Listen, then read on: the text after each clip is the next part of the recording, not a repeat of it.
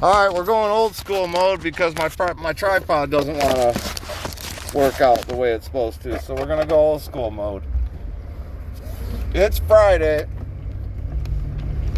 I try to take it easy on Fridays as much as I can. And it's a beautiful day in Detroit. I'm out on the east side of Detroit right now. Basically 8 Mile and Groesbeck area. It's a gorgeous day out. It's like 82 degrees and sunny. Apparently there was some big storms last night. I slept right through that. Didn't even know they happened. But anyway, I'm heading back to the house, and I just wanted to make a video. I got a few things on my mind. A couple things on my mind. It's just how generous people have been during my lifetime. You know, hey, I've had my bad times just like anyone else, but the generosity that's been shared towards me in my life is really, I guess, sometimes surprising. I'm a very generous person. I'm very giving. I would think that people would say that I would give you the shirt off my back if you needed it, you know.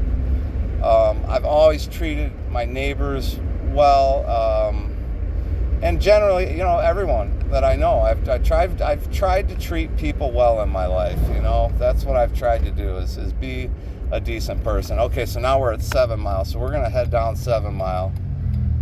This is a fucked up area of Detroit sometimes. And I wish I could get it on the tripod. Maybe I can. Maybe we'll see if I can try while we're at this light here. See if we can try to get this on the tripod. This is 7 Mile east, meaning east of I-75.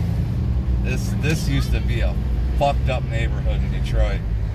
And probably still is. I remember 30 years ago, I was calling my wife. She had paged me. We had pagers back then. And my wife was pregnant at the time.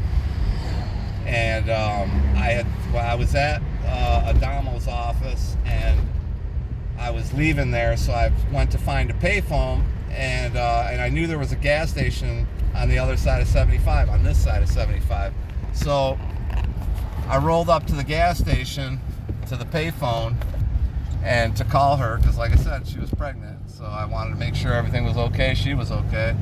And all of a sudden I hear pop, pop, pop. I go, what the fuck? And I hear pop, pop, pop. And I can hear the bullets whizzing past, you know, not like past my head or something, but very close, within, you know, probably 50 feet of me or something.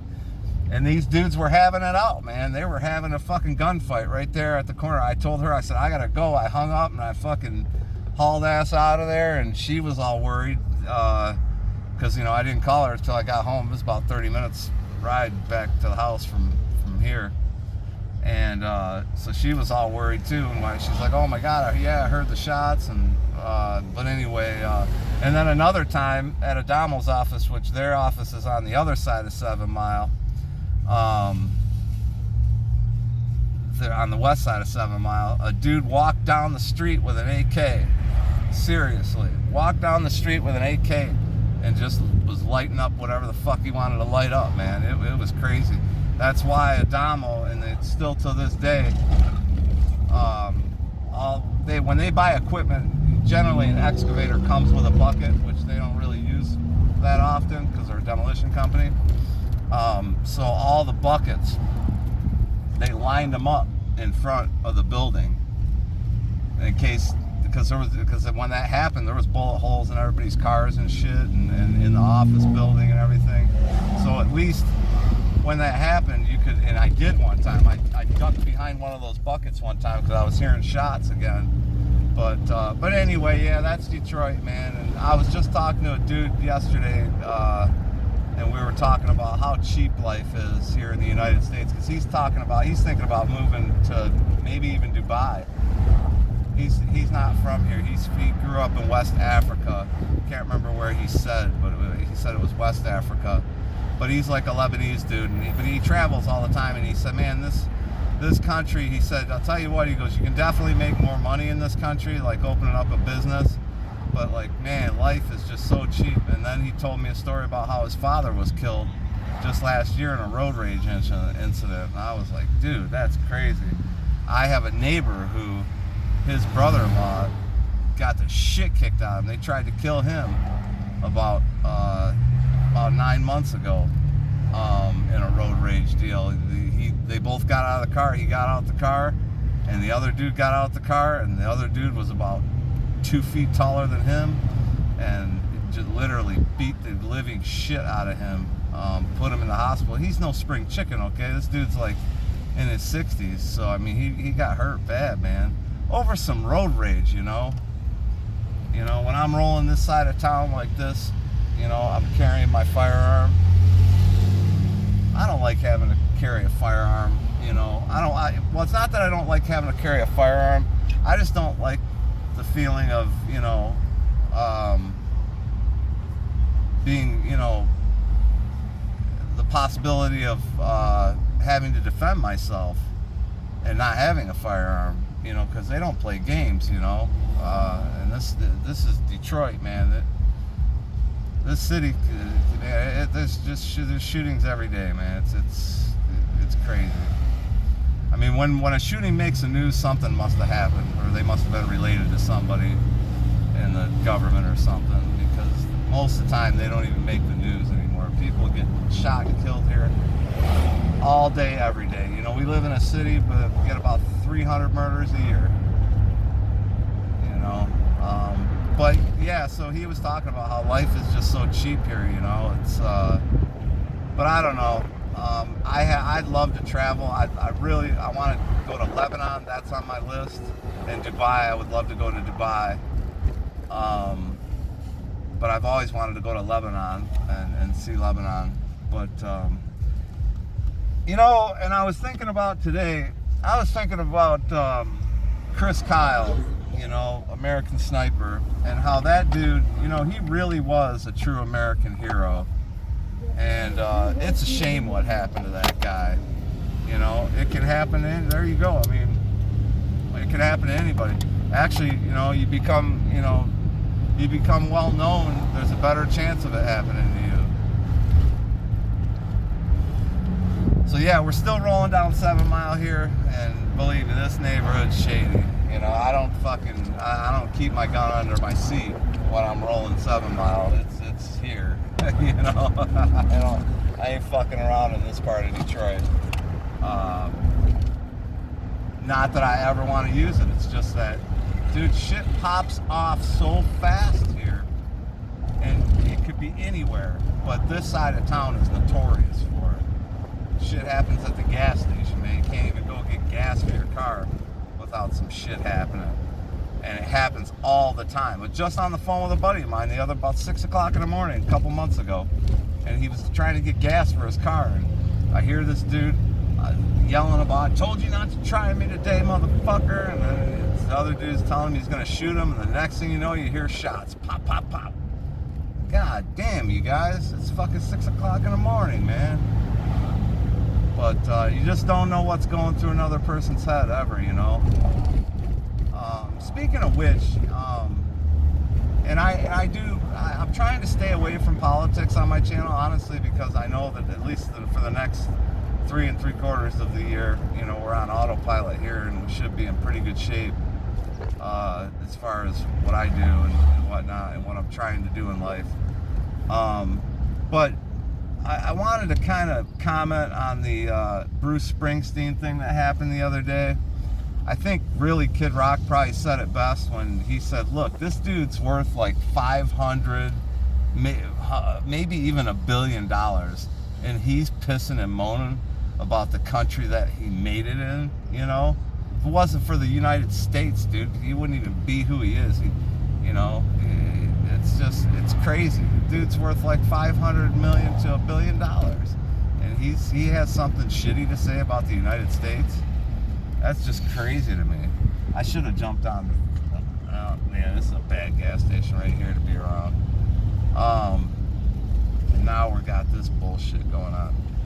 But yeah, so Bruce Springsteen apparently made some comments at a concert in Europe the other night, and then like I said, I guess Kid Rock made some comments about it.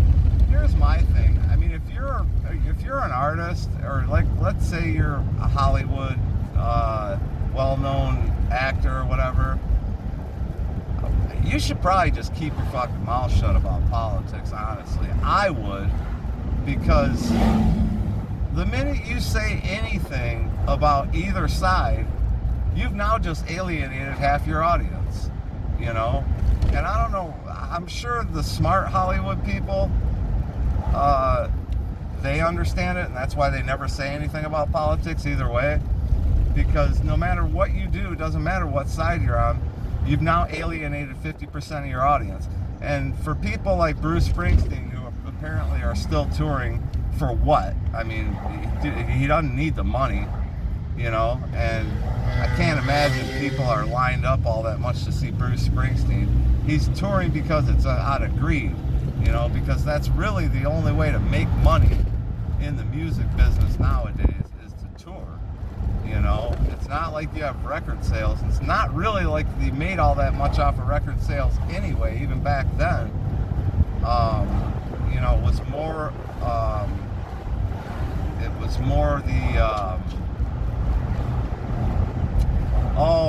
how do you say it? Your copyrights, you know, you know what I'm trying to say. It was more of that than anything else. You know, keeping your copyrights, keeping your, you know what I'm trying to say. I can't think of it. It's right on the tip of my tongue. But, you know, but nowadays, you know, really that's the only means of making, you know, money in the music industry now is to tour. And, you know, like, okay, let's say, and it's really good money. I mean, if you can draw the crowd, like, you know, let's say Fox Theater in Detroit, you know, you fill Fox Theater in Detroit, you know, you're walking out of there with $500,000, you know. I mean, that's the kind of money that's to be made for each concert. You know, Kid Rock got involved with the president, and then they're trying to enforce the Bots Act and whatnot, which I think is great. And some other things that are going on with the music industry. You know, Kid Rock, it was probably several years ago now, but at one time he did a summer tour, and he said, look, all tickets are $25, period. And he said, look, you know, I'm making millions, you know. So he's like, it's not like I'm, you know, I can make plenty of money. Well, you know, guess what? The ticket sales people, they didn't like that. Like he said, you know, the people who Ticketmaster or Live Nation or whoever, you know, their worst customer, if you go buy a ticket and then go to that show, you're their worst customer, because they want to see that ticket sold over and over again. Because guess what? Each time that ticket gets sold, that's right, more money in their pocket. So, you know, when you've got, you know, basically computer programs buying massive blocks of tickets and then, you know, selling these tickets at, you know, 5,000% upcharge, you know, or whatever, it's bullshit. And it sucks because, you know, the fans don't get to see the music because they, you know, they can't afford to see the show. They can't even afford to go to the show, right? Now, I think what he's doing is pretty cool because he said he's gonna arrange for some seats, some top tier seats that are like $1,500 a ticket or whatever, right? And he said because there are people out there who have worked hard, they're wealthy, they want the best seats and they don't care what it costs. So he's gonna make those seats available to those type of people. However, if those seats don't sell, let's say, you know, a bunch of them don't sell the day of the show, he's going to upgrade random people's tickets. You know, maybe you showed up early to the show or something, or maybe you, like he said, you know, maybe you wore a old Kid Rock t-shirt. For whatever reason, he's going to come up to you and say, hey man, we're going to upgrade your tickets, and you're going to get a top tier seat, you know. So that's pretty cool, man. That's even more incentive to go see Kid Rock. Now, I don't know if I would actually go see Kid Rock again. He put on a great show. I saw him a couple times now. Boy, probably a bunch of times, really, between the times I've seen him in the little places in Detroit and then the big places. He puts on a hell of a show. You know, here in Detroit, if you can catch a music show at Pine Knob, which is out in Clarkston, it's an outdoor venue, and it's probably the coolest place to go see a show. It's just such a laid-back atmosphere. You're outdoors. Now, the weather could get shitty, you know, and then if you're stuck on the hill and the weather gets shitty, you're kind of screwed. But you know, usually we get pavilion tickets, because you get two different types of tickets: the pavilion tickets, which are a little more expensive, and then the hill tickets, which is the big grass hill. Okay, and you just, wherever you end up is where you end up. It's just a big hill, and those tickets are relatively cheap. So you know, there's a lot of shows when I was a kid that I would go to and just go on the hill and just hang out. So anyway, yeah, just thinking about a lot of different things today, and that was one of them. Like, why would you, as a performing artist, I mean, because here's the thing, like, let's say whether you're a performing artist, a musician, or a movie star, these politicians don't give a shit about you, man. I don't give a shit how wealthy you are. I don't care if you're Bruce Springsteen and you're worth $1 billion. You're the entertainment, dude. That's what you are. You're here to entertain us, you know? And as far as politicians are concerned, they could give two shits less about you. And that goes for me too. I don't think that for 1 second a politician gives a shit about me. They don't even know my name. Never will, more than likely. Now, I can have my opinions on politics and without, you know, just like anyone else, but if I were a famous musician or actor, I would keep my fucking mouth shut, because, you know, you could potentially lose half your income by alienating 50% of your audience. There's a rib, oh man, I bet you the ribs are really good there, man. They got ribs for sale. Yep, good old 7 Mile. 7 Mile, where are we at this point? Mr. Maps Lounge, 7 Mile in Greeley. So this is we're getting closer to 75 now. 7 Mile in Hull. Davison Fish Shop. I should stop in and get some fish, man. They always got good fish there. Fresh fish and chicken. Yeah, Detroit's an interesting place, man. I'll tell you what, man, this is an interesting town. It's still one of them towns you can drive through and there's no telling what might happen on any given day.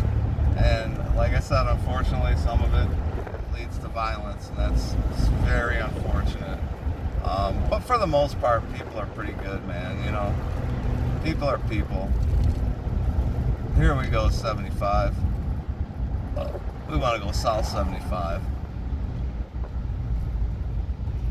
No turns, so we're going to go through and turn around at Adamo's office. These clowns what are these guys doing? Clowns I used to work for many, many years ago. See if anybody's around that I know I can say hello to. It's Friday. This is where it all happened. Where I told you the dude walked down the street with an AK. Boy, this has cleaned up a lot since I've been here last.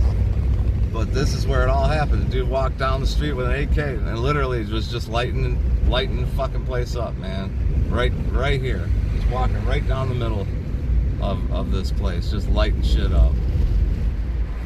Here's Adamo's office here. I'm not gonna pull in there. I'm gonna pull in here and turn around. I don't know who the fuck that is. Family Dollar. Anyway, look at that honk at me. Assholes. Anyway, till next time, peace out.